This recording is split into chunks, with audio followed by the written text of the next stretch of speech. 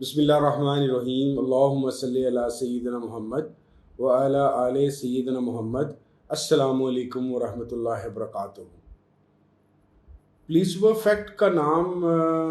شاید آپ لوگوں نے سنا ہی ہوگا۔ بیسیکلی یہ ایک میڈیکل کی ٹرم ہے اور یہ ان میڈیسنز کے لیے استعمال ہوتی ہے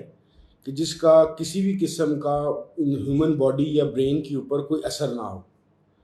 نارملی یہ دو طریقے سے استعمال کی جاتی ہے، ایک کسی سائیکولوجیکل سیٹسفیکشن کے لیے، یا بعض دفعہ جو اگلی کوئی نئی میڈیسن کسی ریسرچ کے بعد لانچ ہو تو اس لانچ کے بعد جو ایک ٹیسٹنگ گروپ انسانوں کا بنایا جاتا ہے اس کے اندر آپ اس طرح سے سمجھ لیجئے کہ 50% لوگوں کو اصل میڈیسن دی جاتی ہے اور 50% لوگوں کو پلیسبو یعنی کہ ایک ایسی چیز یا ایک ایسا پاؤڈر یا گولی سمجھ لیجئے کہ جس کے اندر کسی بھی قسم کے کوئی اجزاء نہیں ہوتے، وہ ایک بے ضرر سی چیز ہے۔ اور اس کے بعد ٹیسٹنگ سے یہ دیکھا جاتا ہے کہ آخر اس دوائی کا جو اصل دوائی تھی اس کا کیا اثر ہوا، اور وہ لوگ جن کو صرف بریفنگ دی گئی کہ بھئی یہ تمہیں اس قسم کی دوائی دینے لگے ہیں، انہوں نے ایک خالی پاؤڈر سے یا خالی ٹیبلٹ سے جس کے اندر کسی بھی قسم کی کوئی میڈیسن کے اجزاء ہی موجود نہیں تھے، ان پہ کیا اثرات ہوئے۔ میں اس کو تھوڑا سا براڈر سینس میں اس طریقے سے دیکھتا ہوں، اور اس کے لیے میں آپ کو پہلے اپنے دو واقعات بتا دوں جس کی وجہ سے یہ براڈر سینس میرے بچپن اور لڑکپن سے ہی شروع ہو گئی تھی۔ سب سے پہلے میرا جو انٹریکشن ہوا کہ ایک خالی کھلی دوائی جس کے اندر کچھ بھی نہیں ہوتا، وہ میرے بچپن میں سیالکوٹ میں ایک ہومیوپیتھ کے وزٹ سے ہوا۔ I was very very young,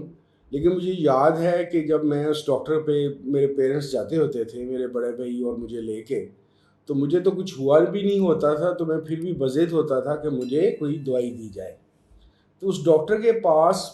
گولیاں ہوتی تھیں جو مجھے یہ کہہ کے دی جاتی تھیں کہ یہ تیرے جو سر درد ہے، جو میں نے کہا ہوتا تھا کہ میرے سر میں درد ہے، میرے کانوں میں درد ہے، میری آنکھوں میں درد ہے، یہ اس کی دوائی ہے۔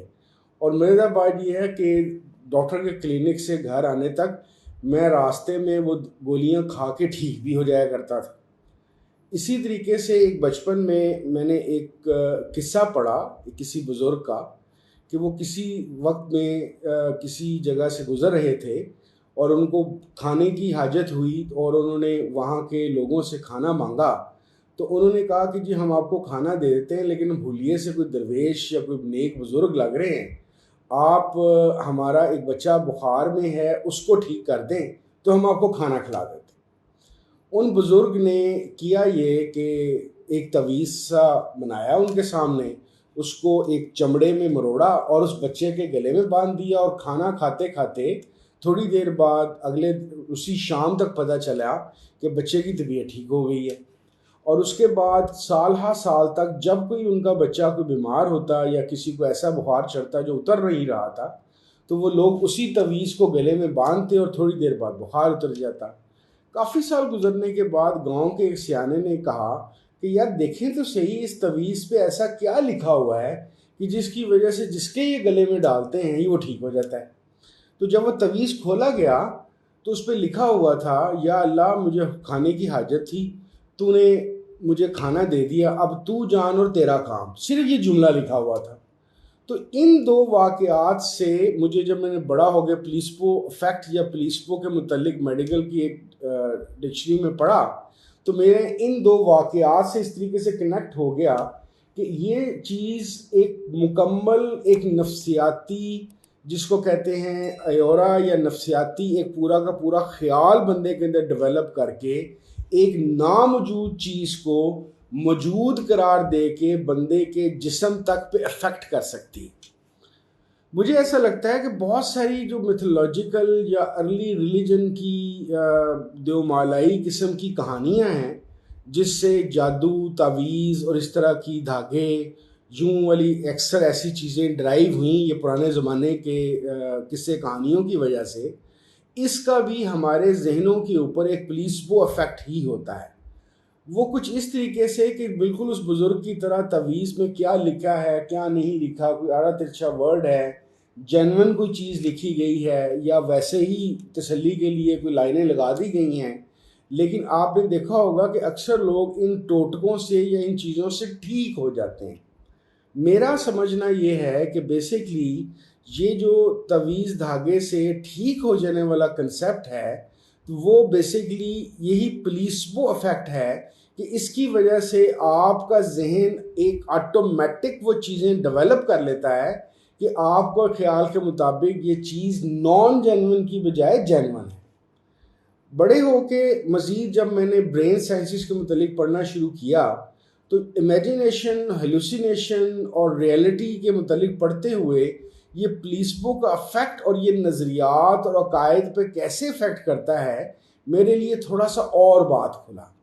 جیسے ہیلوسینیشن اور ریئلٹی اور امیجنیشن کے اندر مزیدار بات یہ ہے کہ برین کے وہی پارٹس ہیلوسینیشن میں استعمال ہوتے ہیں جو امیجنیشن میں استعمال ہوں، وہی پارٹس ریئلٹی میں استعمال ہوتے ہیں جو ہیلوسینیشن اور امیجنیشن میں ہوں۔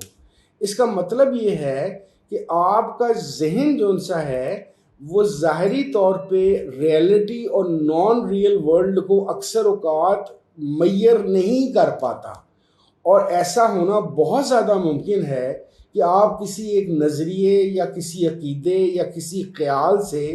جڑے ہوں اور وہ آپ کو آپ کی زندگی میں فائدہ بھی دیتا ہو، لیکن ریئلٹی کے اندر وہ ایک ریئل چیز ہونے کی بجائے صرف ایک پلیسبو ہو اور ایک پلیسبو افیکٹ کی وجہ سے آپ کا یہ کام چل رہا ہو۔ بتانے والی بات صرف یہ تھی آج کی اس گفتگو کے اندر کہ ہم آج جس دور میں گزر رہے ہیں ہمارا ذہن برین بہت زیادہ ترقی کر چکا ہے، لیکن اب بھی یہ بہت آسانی سے پلیسبو افیکٹ کا شکار ہو جاتا ہے۔ میرا مشورہ ہے آپ کا دنیاوی، دینی، مذہبی، فائنینشیل، سوشل کسی بھی قسم کا نظریہ یا عقیدہ ہے اس کے اوپر ذرا غور ضرور کر لیا کیجیے کہ کیا یہ ریئلٹی سے تعلق رکھتا ہے یا ایک پلیسبو افیکٹ کے تحت آپ کو صرف اور صرف گزارا کرنے کے لیے ایک بہانہ دیا جا رہا ہے۔ بہت شکریہ۔ السلام علیکم ورحمۃ اللہ وبرکاتہ۔